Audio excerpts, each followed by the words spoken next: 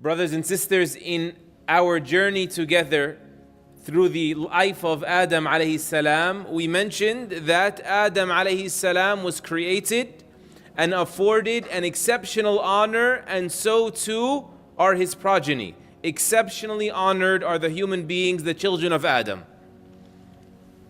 And we said that Shaytan is absolutely livid about this.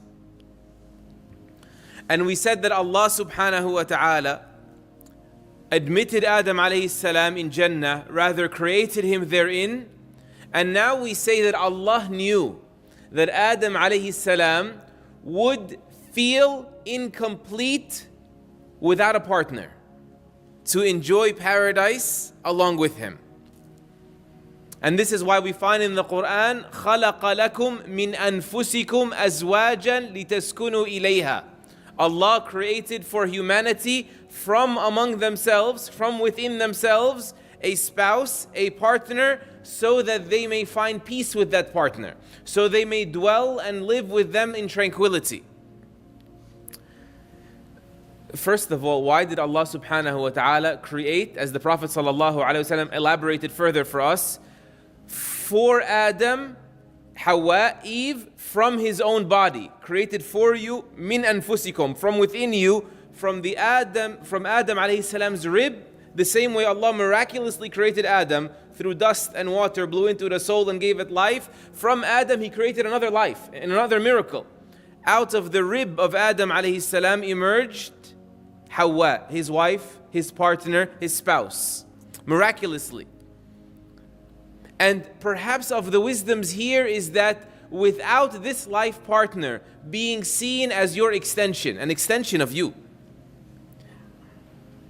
and without you feeling and serving the role of being the protector also of that partner. Some scholars said, how come under his arm, under his care, under his protection? Why from here? It is a part of you, and you were meant to protect them. That is you. That is how you function. You will never feel fulfilled. You will never feel complete without that. To live with them lovingly, compassionately. And all of us are like this. That's in Jannah. So how about here in the treacherous terrain of this world, without a good life partner, a good marriage, not a temporary, emotion that results in a potentially, hopefully permanent decision. No. A sober decision, a wise decision to find a partner that has common values, that has common goals, that is heading to the same direction or seeking to as you. Without having that good marriage, human beings will struggle endlessly to enjoy life, let alone to excel in fulfilling their purpose in this life. This is why the Prophet ﷺ said, "Ad-dunya mata'." This whole world is a fleeting enjoyment. It's all cheap thrills. And they're momentary. But then he said, وَخَيْرُ مَتَاعِهَا الْمَرْأَةُ الصَّالِحَةُ. And the best thing to enjoy in this world is a righteous woman. And of course, a righteous man for the woman. Why? Because this is the most long-lasting, the most enduring, the most fulfilling. It's not actually a cheap thrill of this world. It's what gives you the peace to continue on to your ultimate home, the next world. She delivers you, so she's not really from the enjoyment of this world. She's rather from the enjoyment of this world that brings you to the next. So keep that in mind when society tells you, go your own way, and society tells you, put off marriage. The Prophet ﷺ told you the best thing, even for your own good, even if you're thinking selfishly, right, is for you to find yourself a good partner, find yourself a good spouse. And if you're already married, you make the best out of that spouse. Don't see the grass is greener on the other side. And then Allah subhanahu wa ta'ala warned them both. As we find in Surah Taha, that وَإِذْ قُلْنَا لِآدَمَ, recall to them, O Muhammad, in this Quran, when we said to Adam, إِنَّ هَذَا عَدُوٌ لَكَ وَلِزَوْجِكَ. This here is your partner. Okay, now this one is your sworn enemy. Make no mistake about that. An enemy to you and an enemy to your spouse. Protect yourself and protect your spouse. Notice the responsibility here. عَدُوٌ لَكَ وَلِزَوْجِكَ فَلَا يُخْرِجَنَّكُمَا مِنَ الْجَنَّةِ فَتَشْقَى. Don't get caught being thrown out of Jannah, get caught off guard, and you get thrown out of paradise, because you will be miserable. You don't know what's outside, O Adam. It is ugly outside. And then Allah Azza wa Jal continuing to say to him, and this is relevant. He says, إِنَّ لَكَ أَلَّا تَجُوعَ فِيهَا وَلَا تَعْرَى. You get to enjoy in here, meaning unlike outside, that you never feel hunger, nor do you have to deal with the disgrace of nakedness. The not finding clothes, not finding warmth, not finding concealment, none of that will be here, meaning it will be there. وَأَنَّكَ لَا تَظْمَأُ فِيهَا وَلَا تَضْحَى. Nor will you have to worry about the burning sensation of thirst while you're in here, nor the burning of the sun. Tadha means from duha, the sun. Nor will you have to endure the burning of the sun. It's ugly outside. Then Allah says in the 4th ayah, فَوَسْوَسَ إِلَيْهِ الشَّيْطَانِ. Then Shaytan started whispering. How did he whisper? Allah knows best. Was he whispering from beyond the fence? Perhaps, because he was thrown out of paradise. When he didn't prostrate to Adam alayhi salam, Shaytan whispers to him. How? If it was important, Allah would have told us. Focus. Every wording in Allah's book is a treasure. Shaytan whispers to him, قال, what did Shaytan say? هل أدلك على شجرة الخلد وملك لا يبلى. Oh Adam, listen to me. I'm a sincere advisor. Trust me. Shall I direct you to the tree of immortality, the tree of eternal life, and a kingdom that never vanishes? And Shaytan kept pestering, of course. Keep that in mind. He pestered and he pestered. He didn't whisper one time. This could have taken 500 years. You need to be sure that if you were in that situation, if you were targeted, you would have fallen. That's very important. We are not critiquing the Prophet of Allah. The Prophet Muhammad actually, sallallahu alayhi wasallam, he said, in an age, especially, we need to rehearse this, because this is an age where they make a mockery out of God, mockery out of paradise, mockery out of the hellfire, mockery out of their own prophets that they believe in. We Muslims reject all of this. And we consider that a requirement to be Muslim is that you honor all of the prophets of Allah. The Prophet sallallahu alaihi wasallam said, لا ينبغي لأحد أن يقول أنا خير من يونس بن متى.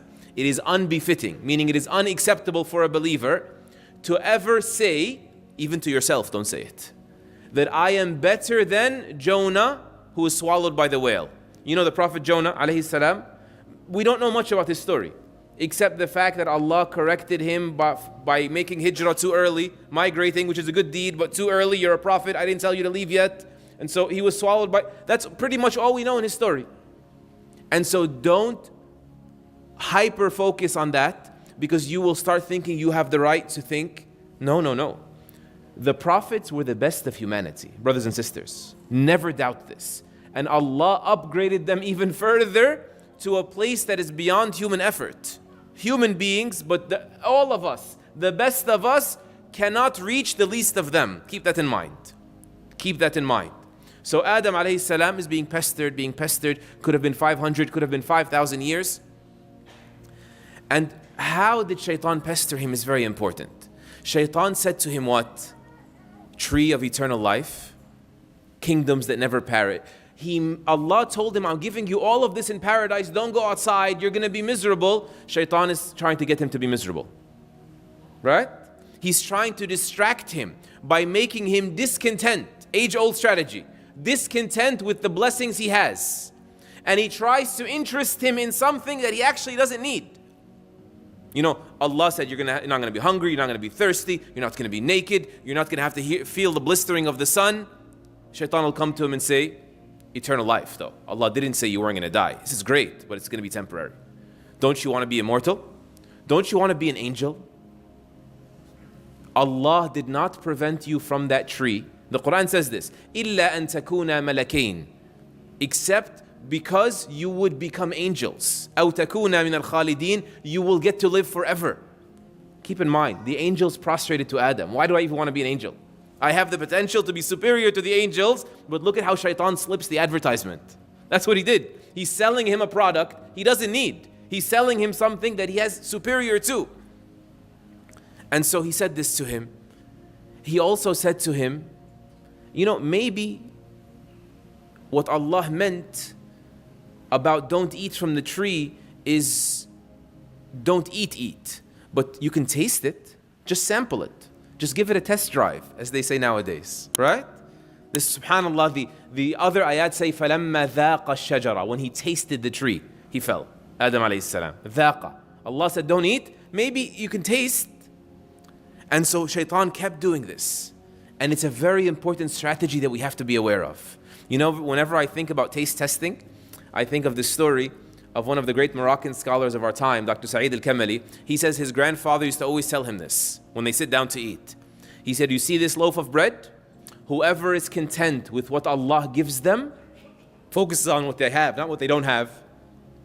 Whoever is content with what Allah gives them, they can have this loaf of bread and be the happiest man in the world. But if you're not content with what Allah gives you, this one loaf of bread becomes more complicated than calculus and algebra. Right? Which store am I going to buy it from? Which store is cheaper? But that store is fresh. But that store makes it softer. And then after you have all of this set up, wait, but that store is closed on Mondays. So now I have to go find another one with comparable quality. This whole long mess, why? Because of a loaf of bread, a measly piece of bread. Because you're not content. You'll keep chasing. If a little is not enough, a lot won't be enough. And it's not about a loaf of bread, brothers and sisters. Shaytan plays this game all the time. Keep chasing the latest model, fill in the blank. The cell phone.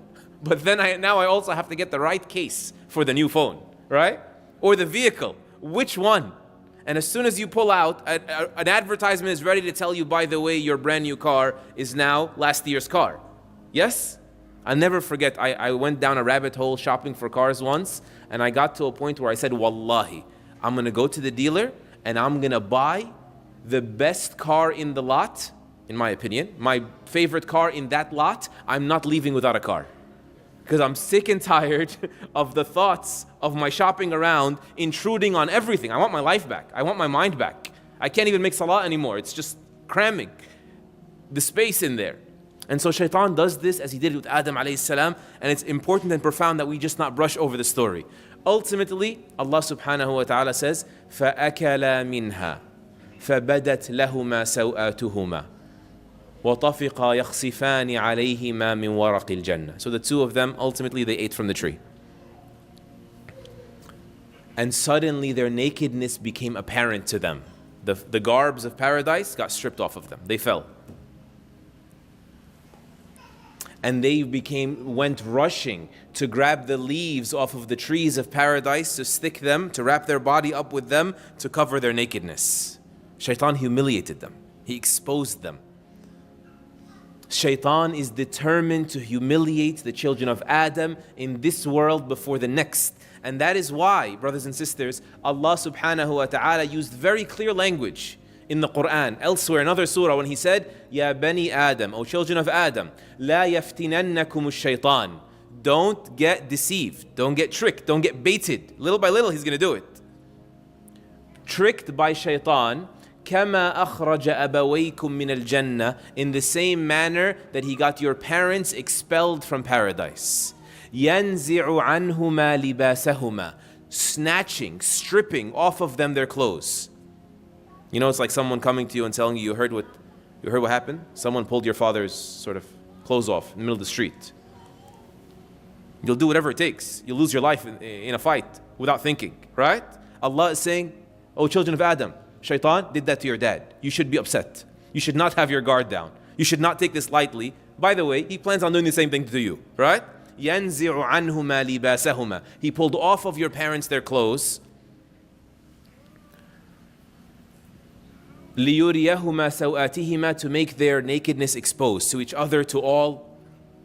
This is how Shaitan humiliates. You know, another lesson, very important lesson here, is that being okay with being naked is further humiliation. Further. It's as if Shaitan is saying, this is Adam. This is the human being you wanted me to prostrate to. I stripped his clothing in public, and watch this. I'm going to make his kids do the same thing. I'm going to strip it off of them as well. These are the human beings. I'm going to have them behave like animals in public. And this is why every morning, brothers and sisters, and how important in this day and age of hypersexualization and sort of numbness to nakedness, the Prophet ﷺ used to say every morning before the sun rose, as part of his dhikr, his dua, he would say, Allahumma astur awrati. Oh Allah, conceal my awrah, conceal my nakedness. Conceal my vulnerability. وَآمِنْ رَوْعَاتِي, and grant me security from my insecurities. Also, we are to remember, brothers and sisters, before I sit down, when did the awrah become visible? When did the nakedness happen? It happened after they ate? No, they were eating in Jannah. They were allowed to eat. When they did something they were not allowed to do. When they ate what they were not allowed to eat.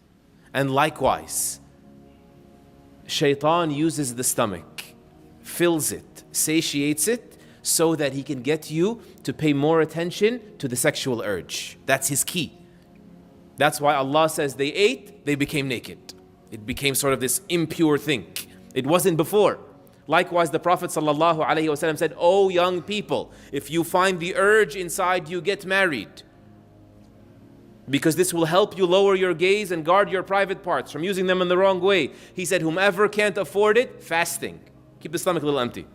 He said, "Fast." And you know this. It doesn't require a medical report. You know that it's only after you fill. If you're hungry, you're not thinking about anything else, right?